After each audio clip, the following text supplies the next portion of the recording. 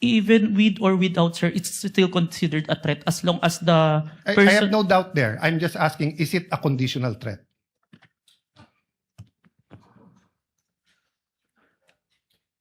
Based on our affidavit, sir, I believe it's conditional, which... Based in your affidavit. Affidavit. But your initial assessment, yung personal mo as an investigator, this is an investigation of the whole NBI, but yung personal mo. The threat is absolute, sir. Okay. Thank you, Mr. President. Thank you. Thank you, Senator Judge Cayetano. Your We Honor. now proceed. Senator Judge Padilla is recognized.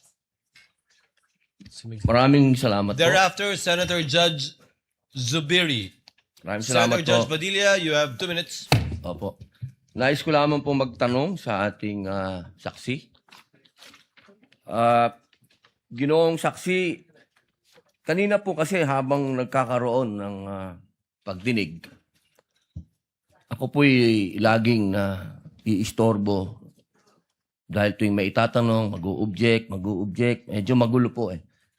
Pwede po bang sagutin po ninyo ako dahil noong pong February 5, ang sabi po dito ay insufficient po yung na hindi dapat makarating na sa preliminary investigation. Tama po ba? February 5 po yon. May certification, sir. Yes po. Opo.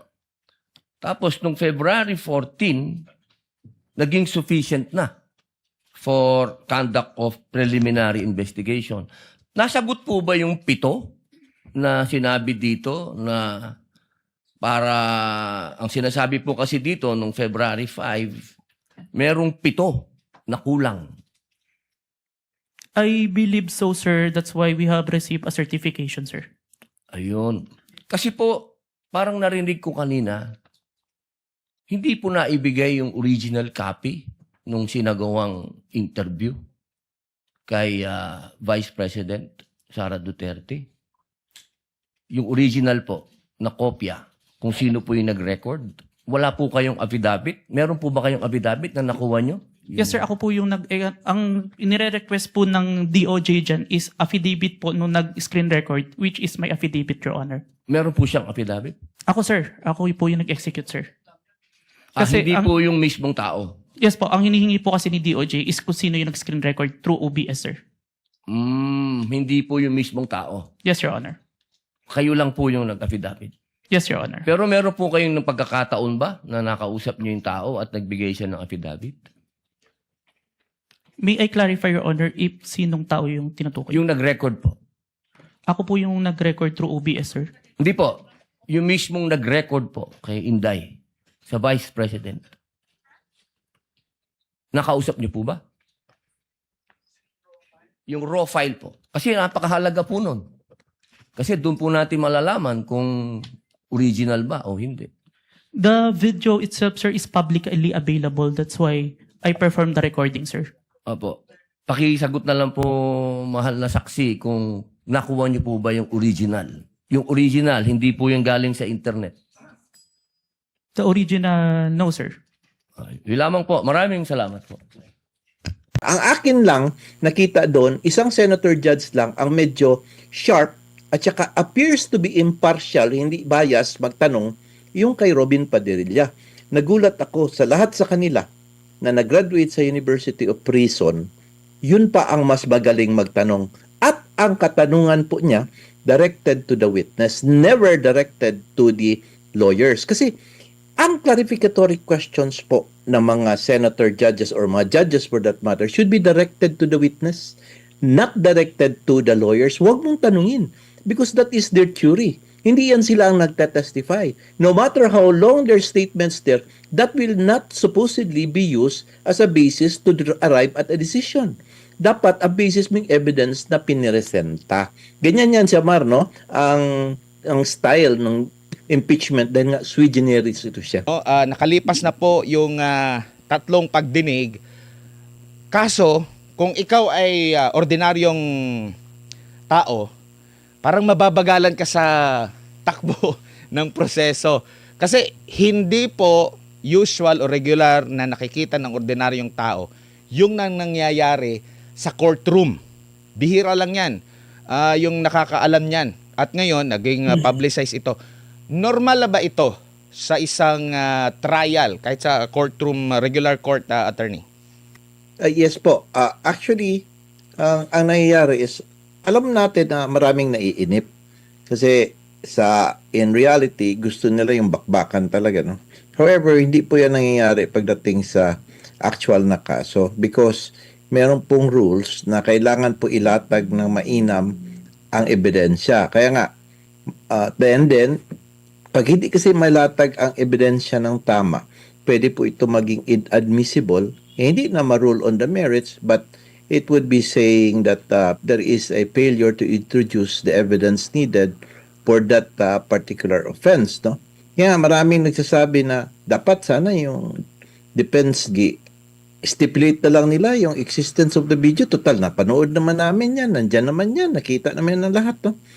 Tapos, ang sabi nila, dahil sinabi ni Attorney Binluan na inadmit, so dapat ganun lang pa rin pala. Tanong-tanungin pa nila, inadmit naman kasi sabi niya, salita daw yun ng isang nanay at kapatid at bilang asawa, no? Sabi yan.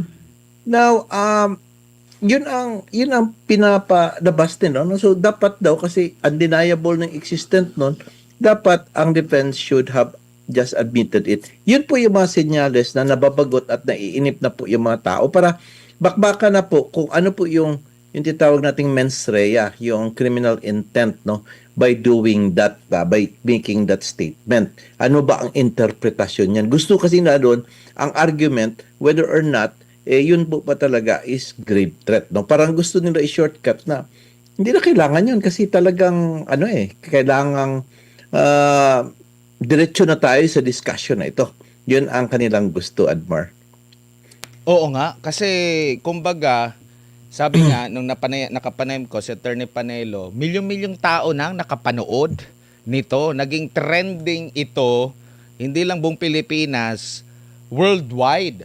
Pero nakikita nyo po ba na maaring estratehiya ito ng PROSEC para mapahaba at laging ma-instill, matatak sa utak ng tao yung ginagamit na terminong ipapatay, merong kinontrata, ipapatay, lalo na yung pagde-deliver ng PROSEC, attorney? Yes, I respect the view of Attorney Panelo, no? Pero to my mind, no, hindi kasi pwede mag-apply yung ganyang klaseng style sa ganitong klaseng proceedings. Malamang po, sa regular courts natin, pwede yan. No? But in this kind of proceedings, hindi po pwede. Ang issue kasi is not only whether that video exists. Hindi po lang yan ang issue. Ang real issue nito is that yung pong video ba na yan, legally, fairly, and credibly ba na magamit ng prosecution to prove an impeachable offense, no? Kasi ang impeachment proceeding po is sui generis. Alam po natin yan, no? It's not an ordinary criminal, civil, administrative case, no? It is both legal and political in nature. O, klaro po yan, ha? So, there is that impeachment court kasi at meron din po tayong tinatawag na court of public opinion. Nawala po yan sa regular court. Sa regular courts, bawal mag-video-video doon. No?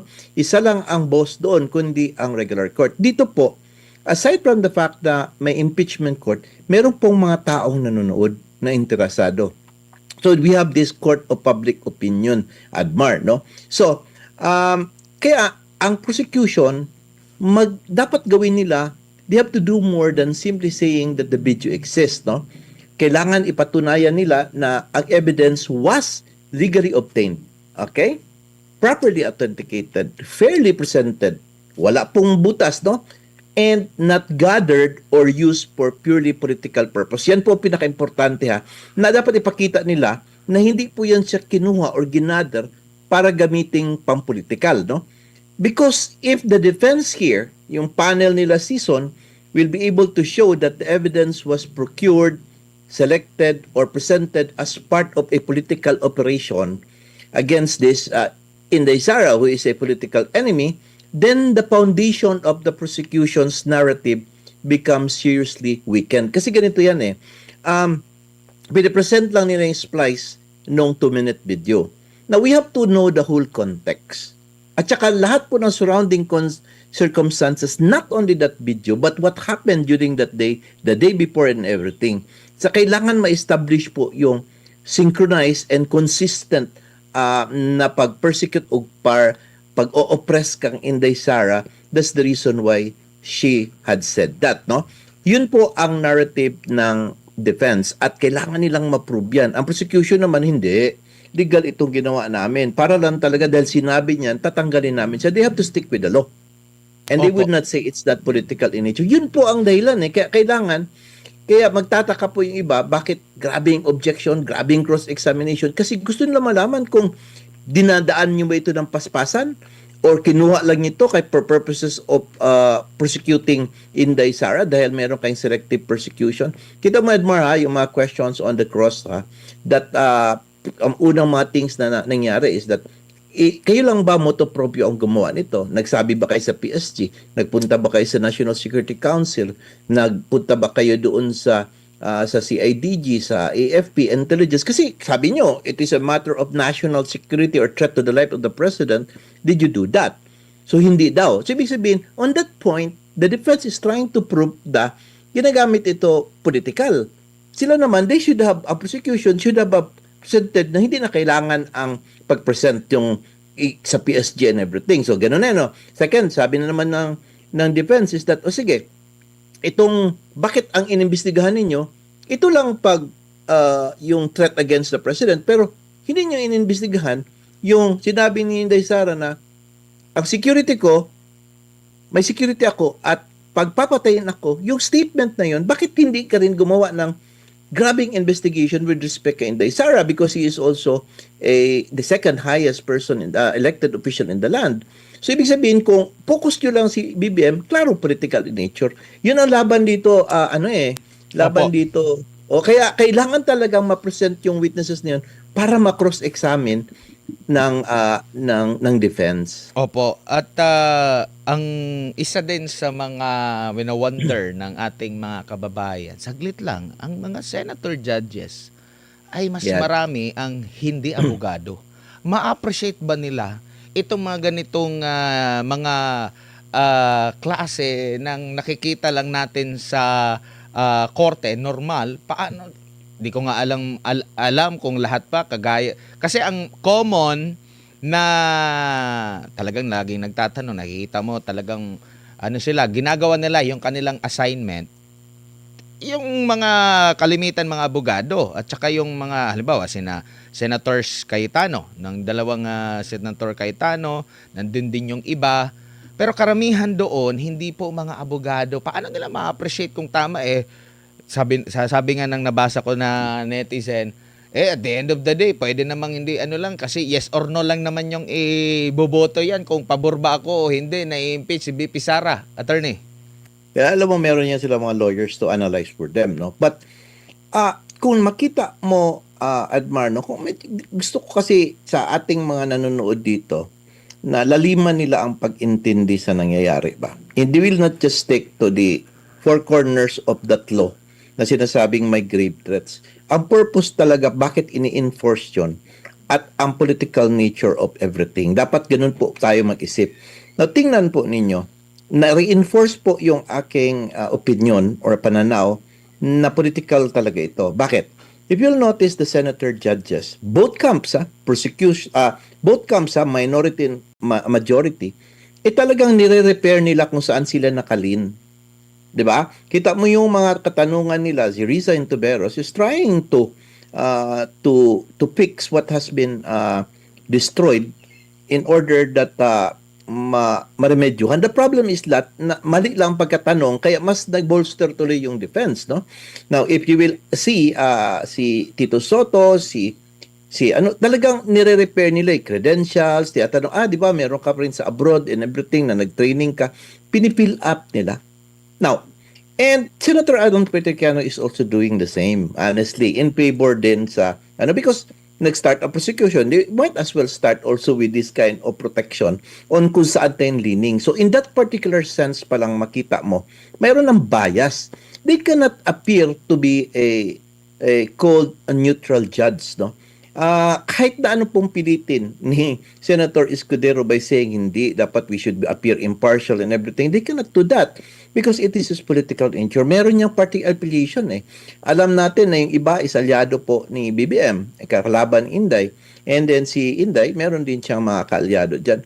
Whether we like it or not, kailangan po yan siya. Ang akin lang, nakita doon, isang senator judge lang ang medyo sharp at saka appears to be impartial, hindi bias, magtanong, yung kay Robin Padilla. Nagulat ako sa lahat sa kanila na nag-graduate sa University of Prison, yun pa ang mas magaling magtanong. At ang katanungan po niya, directed to the witness, never directed to the lawyers. Kasi ang clarificatory questions po ng mga senator judges or mga judges for that matter should be directed to the witness, not directed to the lawyers. Huwag mong tanungin. Because that is their theory. Hindi yan sila ang nagtatestify. No matter how long their statements there, that will not supposedly be used as a basis to arrive at a decision.